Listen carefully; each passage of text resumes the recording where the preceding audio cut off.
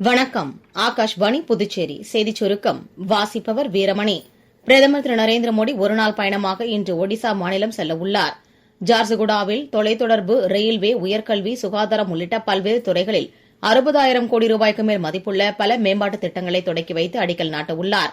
அம்ரித் பாரத் எக்ஸ்பிரஸையும் பிரதமர் கொடியசைத்து தொடக்கி வைக்க உள்ளார். பிரதமர் திரு நரேந்திர மோடி நாட்டு மக்களுடன் தமது எண்ணங்களை பகிர்ந்து கொள்ளும் 126வது மன் கி பாத் என மனதின் குரல் நிகழ்ச்சி ஆகாஷ்வாணியில் நாளை காலை 11 மணிக்கு ஒலிபரப்பாக உள்ளது. இந்நிகழ்ச்சி ஆகாஷ்வாணி மற்றும் தூர்தர்ஷனின் அனைத்து அலைவரிசைகளிலும், AIR செய்தி வலைதளத்திலும், நியூஸ் ஆன் ஏர் மொபைல் செயலியிலும் ஒலிபரப்ப கேட்கலாம். ஆகாஷ்வாணியில் பிரதமரின் ஹிந்தி உரையை தொடர்ந்து அதன் பிராந்திய மொழி வடிவம் இடம்பெறும்.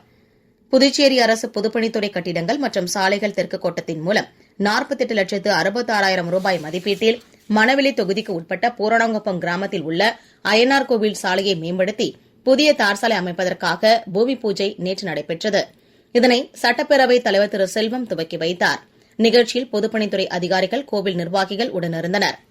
ஆசிய கோப்பைக்கான 20 ஓவர் கிரிக்கெட் போட்டித் தொடரில் நேற்று துபாயில் இந்தியா இலங்கை அணிகளுக்கு இடையே நடைபெற்ற ஆட்டத்தில் இந்தியா இலங்கை இரு அணிகளும் 202 ரன்கள் எடுத்திருந்த நிலையில் சூப்பர் ஓவர் கடைபிடிக்கப்பட்டது.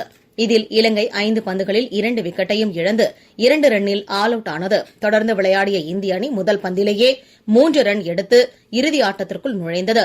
நாளை இரவு 8 மணிக்கு நடைபெறவுள்ள இறுதி ஆட்டத்தில் இந்தியா, பாகிஸ்தான் அணிகள் விளையாடுகின்றன. மேற்கு திசை காற்றின் வேக மாறுபாடு காரணமாக தமிழ்நாடு, புதுச்சேரி மற்றும் காரைக்கால் பகுதிகளில் இன்று இடி மின்னலுடன் கூடிய லேசானது முதல் மிதமான மழை பெய்யக்கூடும் என சென்னை வானிலை ஆய்வு மையம் தெரிவித்துள்ளது. இத்துடன் இந்த செய்திச் சுருக்கம் நிறைவு பெறுகிறது.